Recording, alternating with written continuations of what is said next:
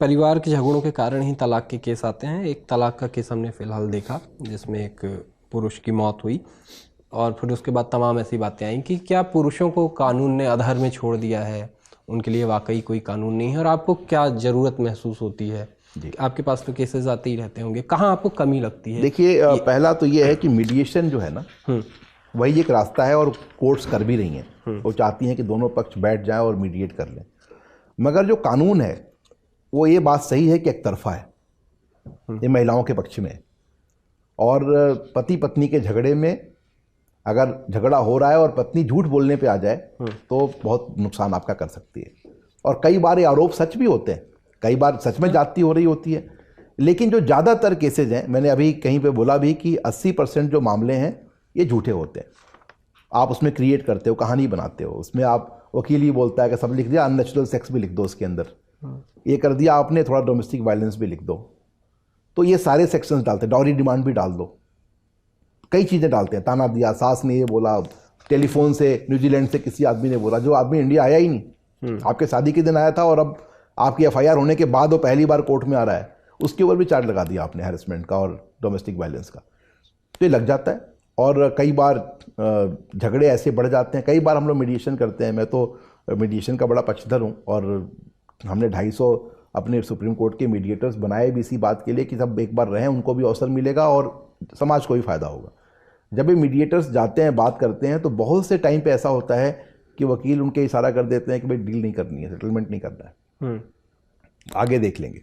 बड़े high profile cases, corporate matter सुलझ जाते हैं, जो कंपनियों के झगड़े हैं वो सुलझ जाते हैं दो लोगों के, क्योंकि वो बिजनेस है, दोनों की समझदारी है, वो बैठते बात हो जाती है। ये झगड़े सोशल प्रेशर से, हमारे यहाँ पहले शादियाँ होती थी परिवारों के बीच में, मैरिज केवल दो व्यक्तियों की नहीं थी, दो परिवारों की, दो समाज की शादियाँ होती थी।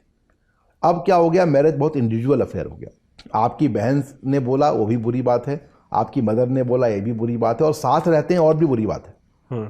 जो हमारी ताकत है आज, साथ रहना, उठना बैठना, वही अब कमजोरी बन गई है। कई लोग जो बाहर का देखते हैं उनको समझना चाहिए कि वो समाज आप बना ही नहीं पाओगे, अभी बनाने पे लगो भी तो टाइम लगना है। तो इसलिए आपको पहली चीज़ तो ये है, कानून आपके साथ नहीं है। इसका तरीका मैंने पहले भी कहा और हमेशा कहता हूं कि जब कोई आदमी आपके खिलाफ झूठा गलत मामला दर्ज कराए, उसके खिलाफ भी उन्हीं धाराओं के तहत, because of misuse of such sections, action is warranted, action लो, उनके खिलाफ कार्रवाई करो। इससे जागरूकता भी आएगी, गलत आरोप भी नहीं लगेंगे।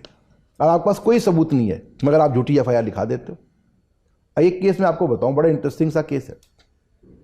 बुजुर्ग आदमी है, सेल्फ एक्वायर्ड प्रॉपर्टी है, बहू आती है अपने बेटे के शादी होकर के आती है, बेटा बहू साथ हैं, उनकी एक छोटी सी बेटी है, वो भी साथ है। पिछले 35 साल से केस चल रहा है। फादर इन लॉ और फादर तो दोनों हैं, क्योंकि बहू और बेटा एक है, उनकी बेटी भी साथ है। वो कहते हैं मकान हमारे नाम लिख दो, नहीं तो हम डोमेस्टिक वायलेंस का केस रजिस्टर कराएंगे।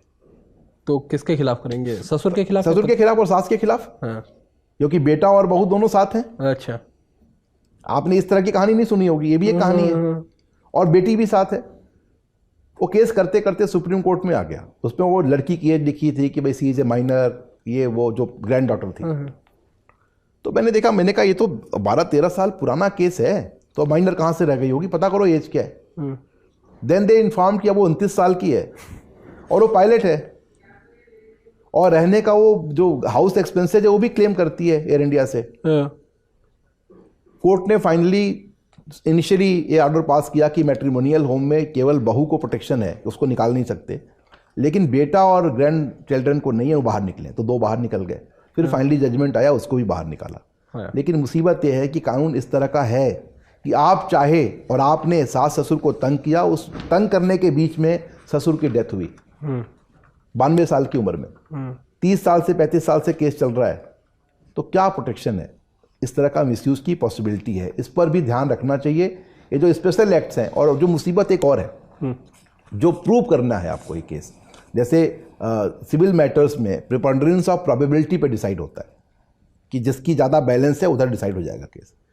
Criminal matters beyond reasonable doubt decide होते हैं कि आपको संदेह पैदा हो गया तो संदेह के आधार पे आपको बरी हो जाना चाहिए, लेकिन इन एक्ट्स में आपको प्रूव करना है, बर्डन लाइज ऑन यू।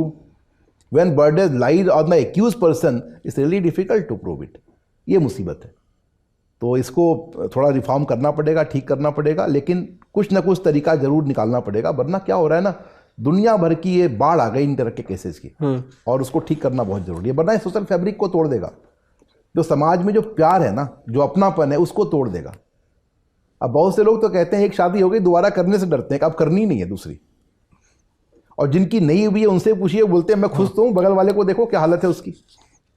तो कई बार ऐसा भी सुनने में आता है, लेकिन कानून को कई मिसयूज पे बहुत कड़ी कार्रवाई होनी चाहिए।